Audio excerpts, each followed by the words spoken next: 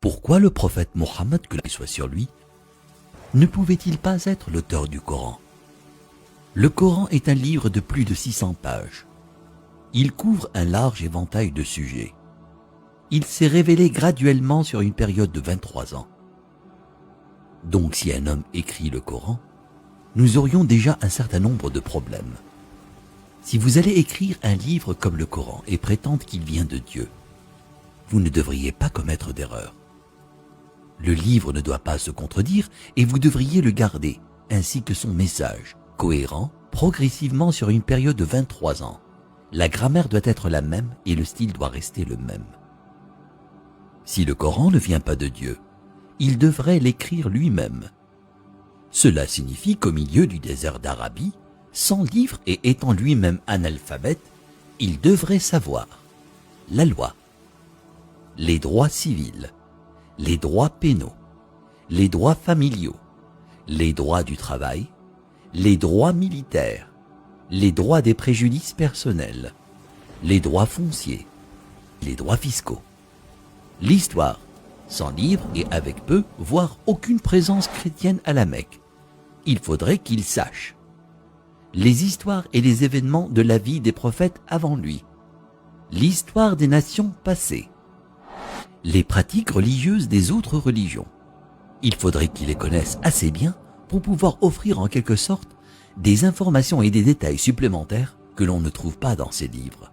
Il faudrait qu'il sache comment développer une nation, un gouvernement, connaître le culte et la purification, inventer des lois alimentaires, connaître la psychologie, à propos de l'éducation des enfants, l'arbitrage, la répartition des richesses, la finance et les affaires, la science, l'embryologie, l'océanographie, la tectonique des plaques, la formation des nuages, les rayons ultraviolets, les plantes, les montagnes, les abeilles, le cerveau humain, le Big Bang, l'expansion de l'univers.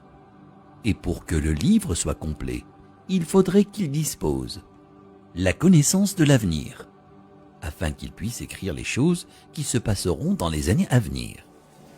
Il faudrait qu'il puisse voyager dans le temps, afin d'insérer son nom et sa mention dans la Bible. S'il prétend que le livre qu'il a écrit vient de Dieu, il ne doit pas y avoir une seule contradiction, ni une solution qui ne fonctionne pas.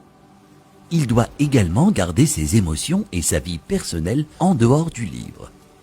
Le livre ne doit pas refléter les moments heureux ni les moments tristes de sa vie. Le texte ne doit pas devenir joyeux ou optimiste, ni triste et funèbre, comme si un humain l'avait écrit.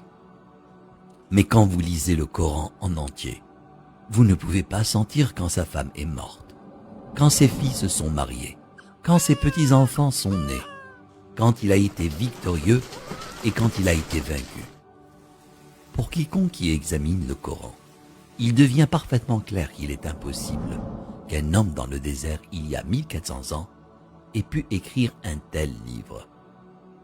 Mais qu'en serait-il si c'était un comité de brillants penseurs, une société secrète chargée de corriger, de mettre à jour et de réécrire le Coran au fil des années?